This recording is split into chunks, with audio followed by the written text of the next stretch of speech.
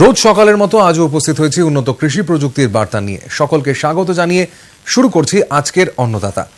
আমাদের রাজ্যে যে সমস্ত ফুলের চাষ হয় তার মধ্যে অন্যতম হলো রজনীগন্ধা। এই ফুলের সিঙ্গেল শ্রেণীর জাতগুলোয় নিমাটোডের আক্রমণ বেশি হয়, কিন্তু এখন চাষিদের হাতে এসে গিয়েছে এই ফুলের প্রজ্জ্বল নামে একটি হাইব্রিড জাত, যেটি নিমাটোডের আক্রমণ সহনশীল।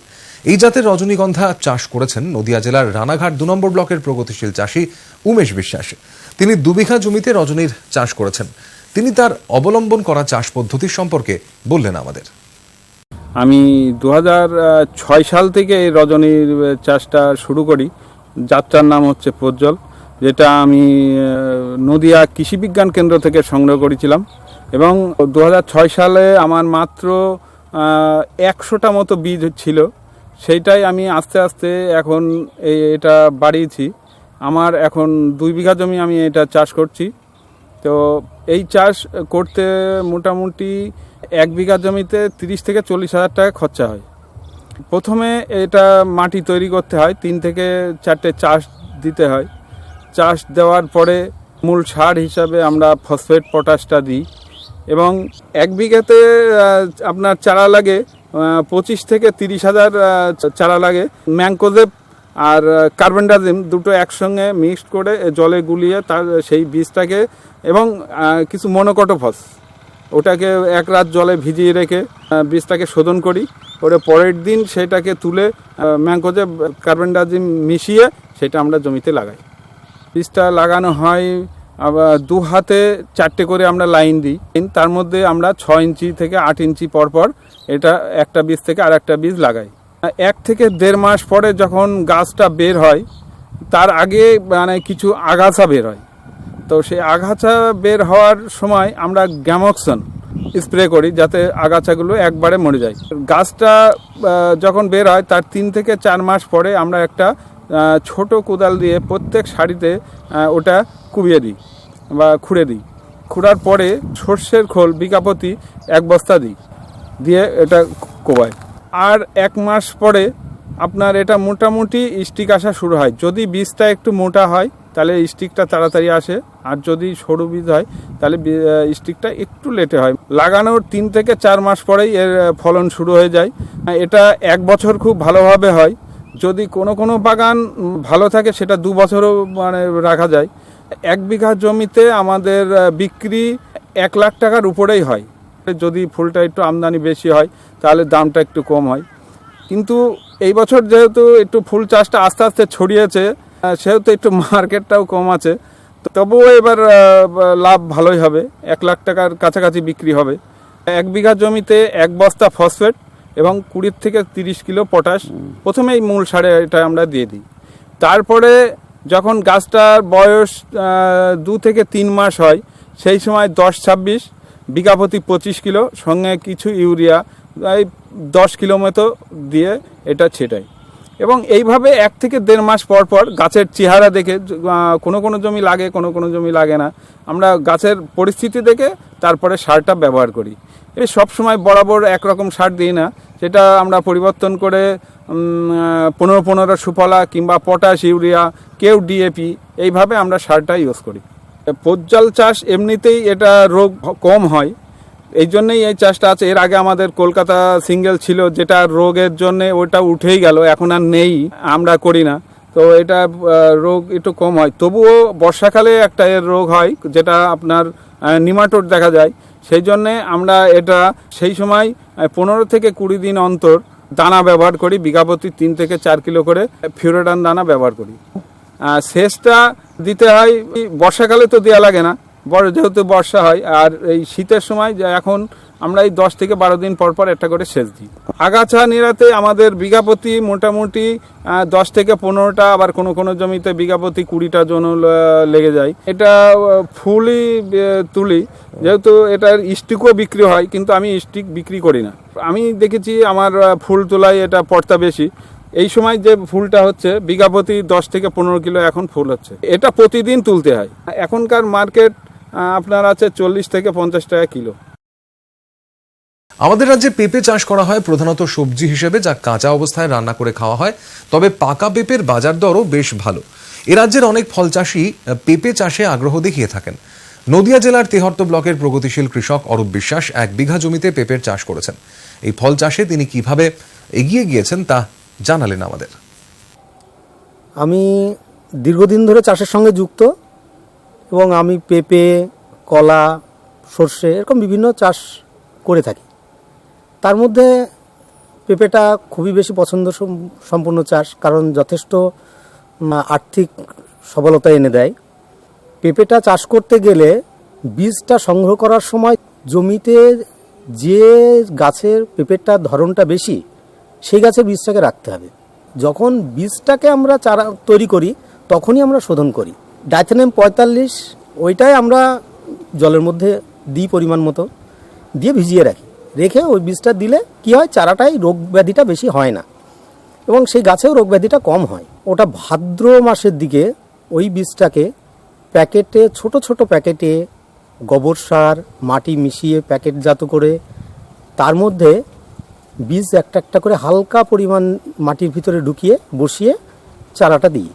এই চারাটাকে যত্নে রাখতে হয়, রেখে ঠিক ফাল্গুনের প্রথম সপ্তাহে জমিটাকে চাষ করে তৈরি করতে। প্রথম জমিটা চাষ করলাম, চাষ করে কিছুদিন রোদ্রে মাটি শুকিয়ে নিলাম। মাটিটা যখন শুকিয়ে গেল তখন জমিটা জল দিয়ে ভিজিয়ে নিলাম। তাতে আগাছাটা নষ্ট হয়ে গেল, জমিটা পরিষ্কার পরিচ্ছন্ন হলো।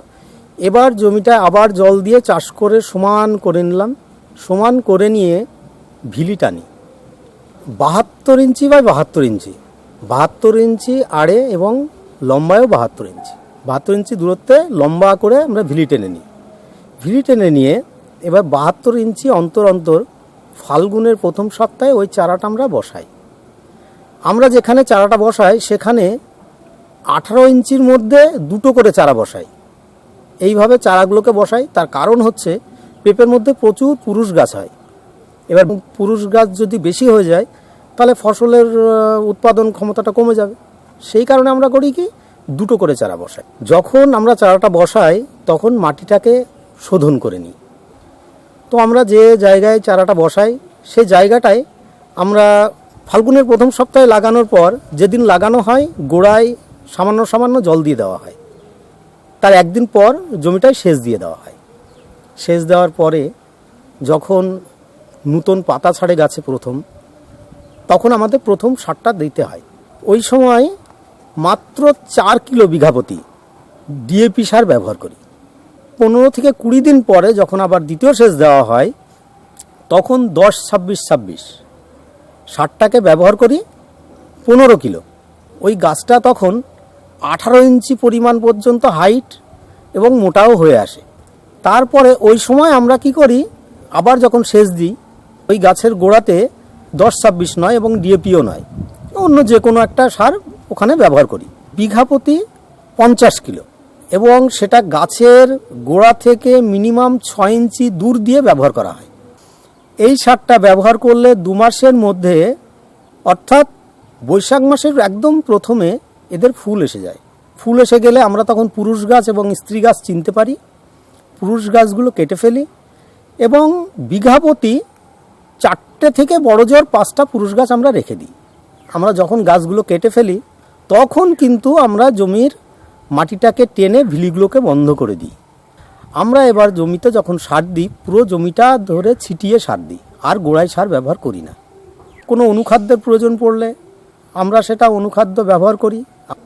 বৈশাখ মাসে প্রথম থেকে ফুল চলে এলো, আষাঢ় মাসের 15 তারিখ থেকে আপনার ফলটা ভাঙা শুরু হয়। প্রথমে ফলনটা একটু কম থাকে, তবে গড়ে 35 কুইন্টাল হারে 20 দিন অন্তর অন্তর 35 কুইন্টাল হারে কিন্তু আমরা ফলনটা পেয়ে থাকি বিঘাতে। আমি যা বলছি সমস্ত কিছুই 1 বিঘা জমির উপরে। কিন্তু শীতকাল আসলে ফলনটা কমে যায়, তখন 1 মাসে 20 কুইন্টাল হয়। আর যেটা খরচা, তাতে 1 বিঘা জমিতে 1 বৎসরে আপনার সমস্ত খরচা আপনার 20,000 টাকা মতো হয়। ফাল্গুনের 15 তারিখ থেকে বৈশাখ মাস পর্যন্ত একটু ভালো করে যত্ন করে দেখতে হয়। সব সময় প্রতিদিন জমিতে আসতে হয়, তাদেরকে একটু দেখতে হয়। তারপরে অত বেশি পরিশ্রম নেই, তবে এটা যথেষ্ট লাভজনক ফসল আমরা চাষ করে যেটা বুঝতে পারছি।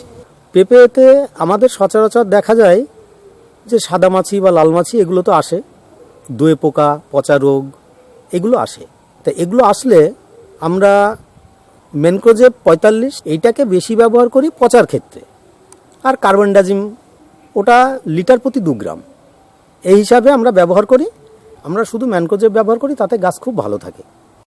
দোয়ে পোকার আক্রমণটা হলে পরে বাগান শেষ হয়ে যায়। সব থেকে ভালো প্রতিকার পাই বায়োটেকনিক্যালের একটা তেল, যেটা জেল বর্তমান নামে আমরা বাজারে পাই। দোয়ে পোকাটাও নষ্ট হয়ে যায় সমূলে, এবং ফলনটাও আমরা ভালো পাই।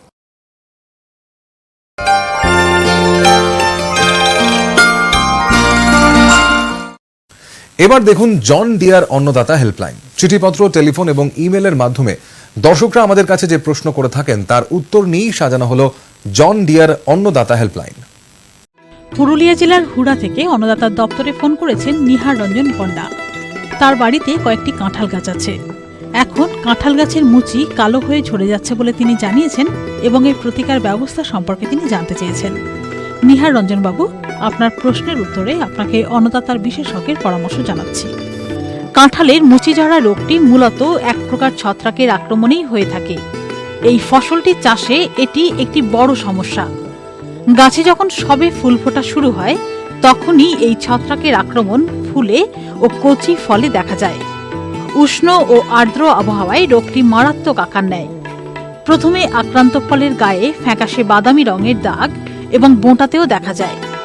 রোগের প্রকোপ বেশি হলে গোটা ফলটিকে আক্রমণ করে। সেই সময় ফলের রং বাদামি থেকে কালো রঙের হয়ে যায়। অবশেষে এই ফল গাছ থেকে ঝরে যায়। সময়মতো এই রোগের নিয়ন্ত্রণ না করতে পারলে গাছে কাঁঠালের উৎপাদন ব্যাপকভাবে কমে যায়।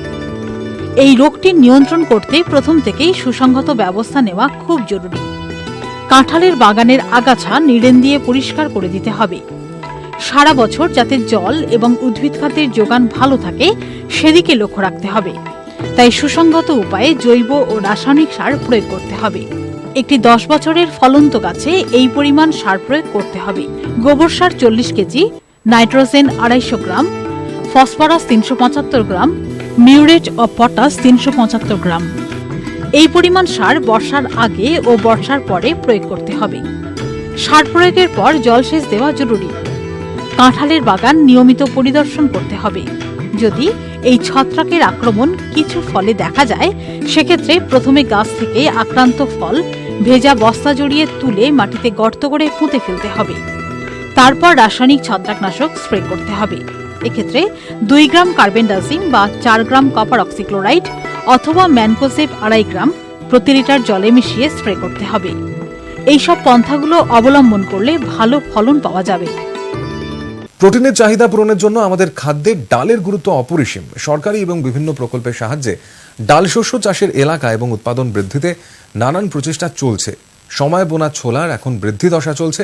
সঠিক পদ্ধতিতে এর শস্য সুরক্ষার দিকটি দেখা দরকার, না হলে রোগ এবং পোকার উপদ্রবে এর ফলন ব্যাপকভাবে কমে যায়। ছোলার কীটশত্রু নিয়ন্ত্রণে কি ব্যবস্থা নেওয়া উচিত সে বিষয়ে জানালেন বিধানচন্দ্র কৃষি বিশ্ববিদ্যালয়ের কীটতত্ত্ব বিভাগের অধ্যাপক ডক্টর অমিতাভ বন্দ্যোপাধ্যায়। ছোলার সবথেকে যেটা গুরুত্বপূর্ণ কীটশত্রু সেটা হচ্ছে ছোলার শুঁটি ছিদ্রকারী পোকা। এটা একটা ল্যাদা পোকা। এই ল্যাদা পোকাটার রং বিভিন্ন ফসল অনুযায়ী বিভিন্ন রকম হতে পারে এবং ছোলার ক্ষেত্রে যে দেখা যায় সেটা হচ্ছে সবুজ রঙের। যে বক্ষদেশ থেকে একদম পিছন উদরের শেষ পর্যন্ত দুটো সাইডে 4 জোড়া ক্রিম রঙের বা হালকা সাদা রঙের দাগ আমরা দেখতে পাবো। সেটা দেখেই আমরা মূলত চিহ্নিত করতে পারি যে এটা হেলিকোভার্পা প্রজাতির পোকা এবং যারা শুঁটি ছিদ্র করে খায়। এরা যখন খায় এদের ল্যাদা পোকাটা, তখন শুঁটিটার মুখটা ফুটো করে এবং সেখানের দেহের 3 ভাগের 1 ভাগ বা 2 ভাগ তারা ভিতরে ঢোকাতে পারে, কিন্তু বাকিটা তাদের বাইরেই থাকে এবং সেই অবস্থা থেকেই তারা ভিতরের যে শুঁটিটা সেটা ফুটো করে ভিতরের বীজটাকে খেয়ে নেয়। এর ফলে সবথেকে বেশি অর্থনৈতিক ক্ষতি হয়। এটা নিয়ন্ত্রণ করার 2টো অসুবিধে সেটা আমাদের মাথায় রাখতে হবে। প্রথম যেটা অসুবিধে কি, নিশাচর, অর্থাৎ এরা বেশি ক্ষতিটা করে রাত্রের দিকে। আর 2 নম্বর আরেকটা যেটা সমস্যা সেটা হচ্ছে এটা বহুভোজী, অর্থাৎ কি না অনেক ফসলে এটা ক্ষতি করতে পারে। 1 বিঘাতে যদি আমরা গড়ে 3টে করে খুঁটি বসাতে পারি এবং যার হাইট হবে 3 থেকে 4 ফুট, মাথাটা যদি ইংরেজি টিয়ের মতো যদি একটা কাঠ বা বাঁশের তক্তা বেঁধে দেওয়া হয় তাহলে সেখানে পাখি এসে বসবে। সেজন্যই আমরা মূলত করি। আর এই পাখি যখন আসে, পাখি এসে যখন প্রথম জমিতে বসলো, তার মানে বুঝতে হবে যে জমিতে আমাদের এই যে হেলিকোভারপা প্রজাতির যে সুঁটি ছিদ্র পোকা সেটা কিন্তু এসে গেছে জমিতে। তার মানে তখন আমাদের নিয়ন্ত্রণ ব্যবস্থা নিতে হবে। তো আরও একটা পদ্ধতি আছে, সেটা হচ্ছে বাজারে এখন ফেরোমন ট্র্যাপ পাওয়া যাচ্ছে বিভিন্ন ফসলের জন্য, বিভিন্ন পোকার উপযোগী। তো সেক্ষেত্রে এই হেলিকোভারপার উপযোগী যে সমস্ত ফেরোমন পাওয়া যায় সেগুলোকে যদি আমরা ইনস্টল করতে পারি, সেটারও ব্যবস্থাও করা যাবে। সেক্ষেত্রে আমরা দেখব যে একটা ফাঁদে যদি আমরা দেখি যে এক সপ্তাহে 4 থেকে 5টা করে আমরা এই তার মথ, যেটা পূর্ণাঙ্গ মথ যদি দেখতে পাই, তাহলে বুঝতে হবে যে এটা কিন্তু এবার আস্তে আস্তে ক্ষতির দিকে যাচ্ছে। সেই ক্ষেত্রে আমরা নিয়ন্ত্রণ ব্যবস্থা নেব। প্রথমেই যেটা আমরা বলবো সেটা হচ্ছে যে কম যেগুলো রাসায়নিক বিষযুক্ত যেগুলো আছে, তো তার মধ্যে আমাদের সবথেকে আমরা যেটা কাজ করে ফল পেয়েছি, নিম বীজের নির্যাস 5%, অর্থাৎ 5%, তার মানে কি না 1 লিটার জলে 50 গ্রাম, সেটাকে ভালো করে যদি আমরা সারা রাত সেটাকে ভিজিয়ে রাখতে হয়, তার পরের দিন সকালে যদি এটাকে আমরা স্প্রে করে দিই, তাহলে দেখা যাবে যে প্রাথমিক পর্যায়ে যে সমস্ত পোকা হয়তো একদম প্রথম স্তরে আছে, ফার্স্ট ইনস্টার যেটাকে বলি, তাহলে কিন্তু সেটাকে সুন্দরভাবে নিয়ন্ত্রণ করা যেতে পারে। এর পরবর্তীতে আমরা নিম তেল বিভিন্ন ধরন বাজারে পাওয়া যায়, তার মধ্যে যেটা আমরা বলবো অ্যাজাডিরাকটিন 3000 ppm মাত্রার, সেটা হবে 1 লিটার জলে 10 থেকে 12 ml দিতে হবে। সেটা করেও আমরা কিন্তু প্রথম দিককার যে সমস্ত ছোট যেগুলো সাইজ, সেই সমস্ত পোকাগুলোকে আমরা নিয়ন্ত্রণ করে নিতে পারবো। আর এরপরে যদি দেখা যায় যে না, আমরা জমিতে দেখছি যে লেদা পোকার সাইজটা একটু বড় হয়ে গেছে, অর্থাৎ কিনা পরবর্তী ইনস্টারে পৌঁছে গেছে, সেই ক্ষেত্রে কিন্তু আমাদের একটু বেশি বিষাক্ত কীটনাশক স্প্রের দিকে যেতে হবে। যেমন ধরুন নোভালিউরন, সেটাকেও আমরা যদি লিটার প্রতি 1 ml এই মাত্রায় স্প্রে করতে পারি, তাহলে কিন্তু ভালো কাজ দেয়। আরও একটা নাম আমি বলি, সেটা হচ্ছে এমামেকটিন বেনজয়েট, 1 লিটার জলে 0.5 গ্রাম এই মাত্রায় আমরা স্প্রে করে কাজ করতে পারি। অথবা স্পিনোস্যাড 1 লিটার জলে 0.3 ml এই মাত্রায় স্প্রে করে কাজ করতে পারি। আরও একটা নতুন রিন্যাক্সিপির বাজারে কোরাজেন নামে পাওয়া যায়, তারপর 10 লিটারে 2 ml মাত্র, যে কোনো একটা আপনারা ব্যবহার করুন, ব্যবহার করলে ভালো কাজ পাবেন। এরপরেও আরও একটা গুরুত্বপূর্ণ পোকার কথা বলবো, যেটা হচ্ছে ডাল শস্যের যে কালো জাব পোকা। এরা কিন্তু সারা বছরই জমির কোনো না কোনো ফসলে থাকে, এবং বিশেষ করে যেগুলো সিম্বিগোত্রীয় ফসল, মানে যেগুলো শুঁটি হয়, এরা হচ্ছে গাছ থেকে রস শোষণ করে খায়। নিম ঘটিত কিছু কীটনাশক ব্যবহার করা, সেটা নিম বীজের নির্যাস হতে পারে অথবা নিম তেল হতে পারে, এইগুলো দিলেই প্রথম পর্যায়ে যদি লাগে, তাহলে কিন্তু আমরা এই সমস্যাটা থেকে দূর হতে পারি। আর যদি দেখা যায় যে না, এদের সংখ্যাটা খুব বেড়ে গেছে, সে ডাইমিথয়েড যেটা আমরা বলি, সেটা আমরা 1 লিটার জলে 2 ml এই মাত্রায় আমরা স্প্রে করে এটা দমন করতে পারি। অথবা নতুন প্রজন্মের মধ্যে ইমিডাক্লোপ্রিড 10 লিটার জলে 3 ml, যে কোনো একটা আপনারা ব্যবহার করুন, ব্যবহার করলে ভালো কাজ পাবেন। এই অনুষ্ঠানটি আপনাদের কেমন লাগছে, আপনারা কি কি দেখতে চান জন ডিয়ার অন্নদাতা অনুষ্ঠানে জানিয়ে চিঠি লিখুন। আমাদের ঠিকানা Annadata, news 18 Bangla, Godrej water side, tower 1, Salt Lake sector 5, Kolkata 91। অনুষ্ঠানটি আজকের মতো এখানেই শেষ করছি। আবার দেখা হবে কাল সকালে। নমস্কার।